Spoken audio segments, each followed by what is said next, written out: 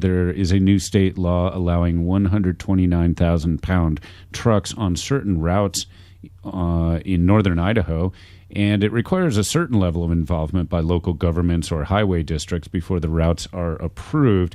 How should the city be involved? Well, it's my understanding from the state representatives with whom I've spoken that local authorities, including highway districts and cities, can say that whether or not they want to allow those 129,000-pound plus vehicles on their roadways within their jurisdictional bounds. So even if it's a state highway, localities would have something to say about it. As we all know, we've had some of those so-called megaloads coming through here en route to Alberta, and there are implications for a downtown that we aspire to have walkable, bikeable, livable, and there are huge disruptions to social fiber as well as the infrastructure of roadways when those vehicles are allowed.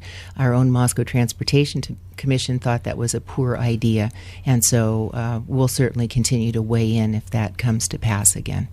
And that was Nancy Chaney. Now we'll go to Bill Lambert. Well, it's my understanding that the Idaho Transportation Department approved these loads with 120,000 pounds plus, and I'm not exactly sure how that implication will be, Lee, because I'm not an engineer on the highways. But as Nancy just spoke about our downtown area, if we had a bypass road, it would sure be terrific. I don't think it would be an issue at all for us, but where we have bike lanes and where we have crosswalks, should be a concern, and I think it's something that we need to definitely look into. And there's always a safety aspect. Are these loads really too heavy? And I know that Idaho Transportation Department has a lot of detail on this information, but I think it's something we should definitely take a look at as well. And that was Bill Lambert. 892-9200. Let's go to line one. We have a caller. Caller, your question. This will go to Bill Lambert first. Would each of the candidates please tell us what their proudest achievement in city government up to this point has been? All right, that'll go to Bill Lambert first. Well, when I was on council from 2006 through 2009, there was quite a controversy. We had a smoking ban that we put in place in the taverns here, the bars here in town, and that was quite a controversy, and I actually led the charge on that as a council person, and over the years there has been some criticisms of that, of course, and I even had people locally ask me about that, and I fessed up and said, look, I was a guy that was very much in favor of that. I'm still very much in favor because I think it was the right thing to do. We had 82% of the populace in the state of Idaho that does not smoke, and my feeling was, why should we force the 18% to do smoke? How the secondhand smoke is a health issue. We all know that, and I was very much in favor of passing that. So I will take and feel strong that we did the right decision when we did that, Lee. And that was Bill Lambert, and now Nancy Chaney.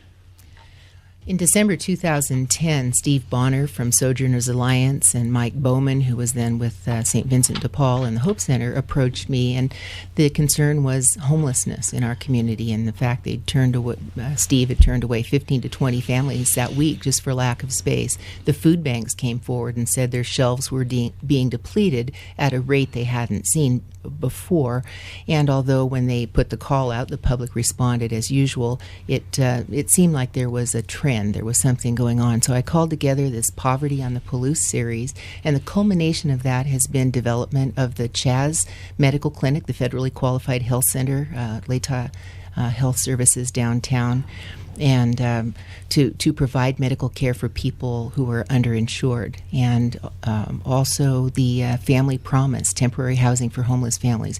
And so for me, the coalition of all the community members, Idaho Department of Health and Welfare, our churches, the faith community, and citizens all around coming together for the common good. All right, 892-9200. If you have questions for the candidates for mayor. If you haven't made up your mind yet, this is your chance to call in. The next question will go to Nancy Chaney first. The big box store ordinance has been cut back quite a bit. Educate us on the requirements and if you think further changes are necessary. Well, the big box ordinance first came into play when we had some risk of being left with an empty big box. Walmart was talking about going away, and they ultimately did, and then have subsequently returned, in part because of my efforts to say we're a distinct market, we have loyal clientele, and our local business community had achieved some equilibrium with their presence. The allowance now for them to expand, I think it's up to 30% of the floor space without some of the conditional use permit requirements with regard to public hearings, et cetera, on the site, has made it easier for them to expand on their location without having to open a new landmass for development.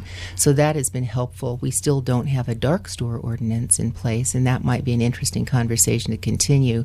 It's difficult to know whether that's legally enforceable, but that's one of the big concerns that we have in the community. And that was Nancy Chaney, and now Bill Lambert. The big box ordinance, one of the things that Nancy referred to was Walmart. Well, Walmart can, in fact, raise their square footage 30%. The catch is, though, is anything that wants to come into our town that's 65,000 square feet or larger must go through the conditional use permit process, as well as a number of other things that they have to do. Surveys and a bunch of different things. We haven't really had that big box ordinance tested yet. It would be nice to see if we had a big player come to town that could really take it on and see where we land with this thing. But we really haven't had the interest in that. So it's going to be interesting to see as we go along if that big box ordinance helps us or hinders us and really where it's at. And as far as the dark store ordinance, the dark stores that we have now are the smaller buildings that we can fill within the malls and within the downtown area itself. So I don't know. It's going to be kind of interesting to see how that all shakes out. But the big box ordinance, it'll be nice to see if we can use that to our advantage and have people grow here. All right, that was Bill Lambert. We have both lines filled up, so we're going to go to line one first, and this question will go to Bill Lambert. Go ahead, caller. How would you prioritize mobility and, in particular, bicycle infrastructure as part of Moscow's future? You got that? I heard part of that, and I thought it said something about bicycle infrastructure. Yeah, I wasn't quite sure how. Are you still there, caller? I think she hung up, but I heard how would you prioritize mobility, and then the other part about bicycles. Well, bicycle paths have been a very important integral part here in Moscow, and that will continue. That will continue with the university town that we are. And, of course, we've got to think of the safety of the bikers themselves. I would like to see the bike paths, of course, on the right side of the streets and not in the middle of the streets, so I think that's more safety concerning for the bicyclists themselves. And, the infrastructure portion for bikes, we're a university town. Bikes are going to be here forever, and I actually think it's a nice mobile way for people to get from one point to another without burning fossil fuels. I think bikes are terrific and will always be a part of our community. And that was Bill Lambert, and now Nancy Chaney. Mobility in Moscow needs to be multimodal, and we have to peaceably coexist with one another. This is a university community where many people choose not to have cars, and we can be proud of our compact development patterns that have been conducive to bicycle pedestrian mobility. City of Moscow is actually recognized for our efforts. I participated in an expense-paid trip by ICLI Mexico, the local governments for sustainability, to talk about our bicycle infrastructure. And next month, I'll be speaking about our bicycle infrastructure at a national conference in Seattle. We are working hard to provide for the safety of those users as credible and equal partners in our roadway and transportation system. And it remains a very high priority for me. Safe routes to school. Interestingly enough, part of our big box ordinance requires pathways so that people can get across those larger than normal asphalt parking lots. And that was Nancy Chaney. We still have two callers on the line. We're going to go to line two, taking calls in the order they come in, and this will go to Nancy Chaney. Okay, that caller hung up, so we will go to line one, and this is for Nancy Chaney first. Are you there?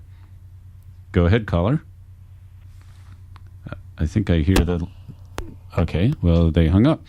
All right, well, it's 7 o'clock. You're tuned to KRFP Moscow, and the phone number is 892-9200. We've got another call here. Caller, go ahead. Hi, this question is for both candidates. In 2007, the Pullman Public Works tried to build a 600,000-gallon reservoir over in Pullman.